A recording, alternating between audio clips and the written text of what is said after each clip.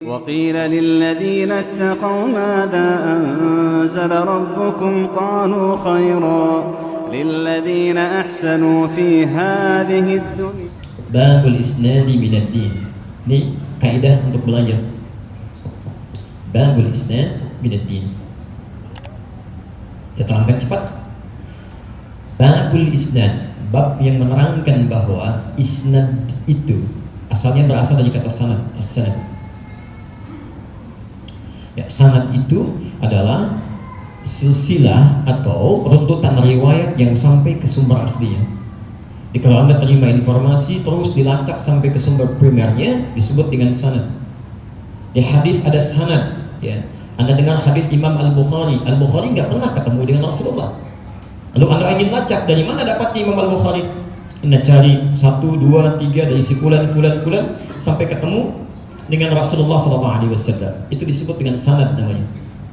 Jelas? Baik. Kalau kemudian Anda ingin pelajari riwayatnya, maka pembelajarannya disebut dengan isnad. Jelas? Nah, sekarang perhatikan ketentuannya. Dalam tuntunan agama kita dirangkum di hadis Muslim. Perhatikan babnya. Babul isnadi, bab belajar.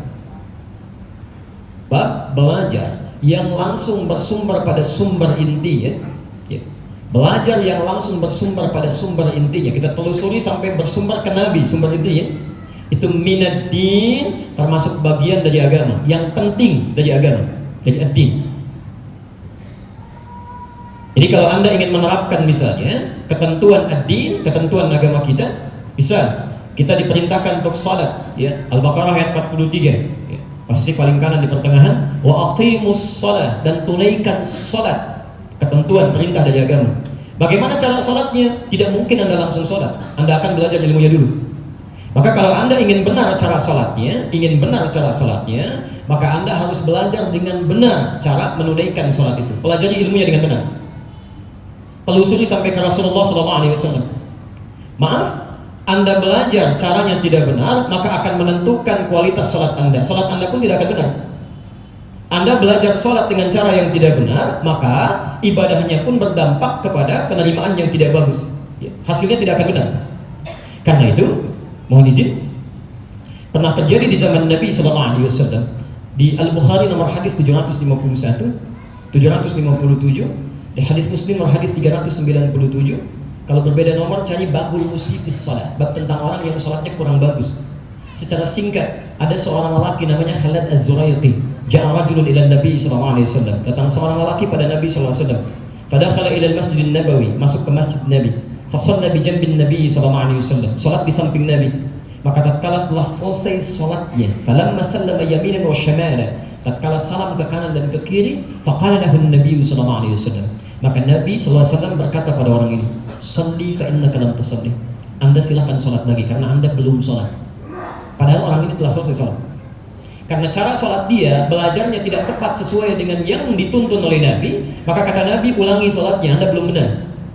Diulangi sampai 3 kali, Nabi mengatakan kalimat serupa. Sampai dia katakan, ya Rasulullah, ma'uhsinu ghairah, alimni. Ya Rasulullah, saya tidak bisa lebih baik daripada ini, tolong ajarkan saya. Maka diajarkan oleh Nabi SAW dari mulai awal sampai akhirnya. Idza qumta ila shalah asbighul wudu. Kalau sholat Anda ingin benar, sempurnakan wudunya, begini caranya. Famastaqbilal qiblah, menghadap ke kiblat, begini caranya. Lalu diajarkan dari awal sampai akhir. Dari situ Nabi mengatakan, dan kita dengar kalimatnya sampai sekarang. Al-Bukhari nomor hadis 651. Sallu kama ra'aitumuni usolli. Salatlah kalian persis seperti melihat saya salat. Jadi kalau Anda ingin salat pun nggak bisa sembarangan. Anda salat, sahabat Nabi aja hidup di zaman Nabi, salat di samping Nabi, di masjid Nabi. Karena cara belajarnya tidak tepat, kata Nabi, salat Anda nggak benar, ulangi salatnya. Anda bukan sahabat Nabi, nggak hidup di zaman Nabi, sholat tidak di masjid Nabi, bukan di samping Nabi, merasa benar dengan sholatnya. Itu yang agak aneh. Yang paling aneh, sahabat Nabi tinggal di zaman Nabi, dekat dengan Nabi, masih mau belajar ketentuan Nabi. Masya Allah. Yang tempat belajarnya, tempatnya masjid, keadaan sederhana, alasnya cuma tanah. Kalau hujan ya pasti bocor, kalau panas ya kepanasan. Tiang-tiangnya pelepah kurma, atapnya daun-daun kurma, masih mau belajar dengan Nabi. Anda kurang apa lagi? Masya Allah, tempatnya bagus, ada kipas anginnya banyak, karpetnya nyaman, keadaannya tenang, ada snacknya juga, direkam lagi gitu kan, ustaznya datang sendiri, nulis sendiri, ngapus sendiri, Masya Allah. Anda belum mau belajar juga, kurang apa lagi? Anda sehat? Ya.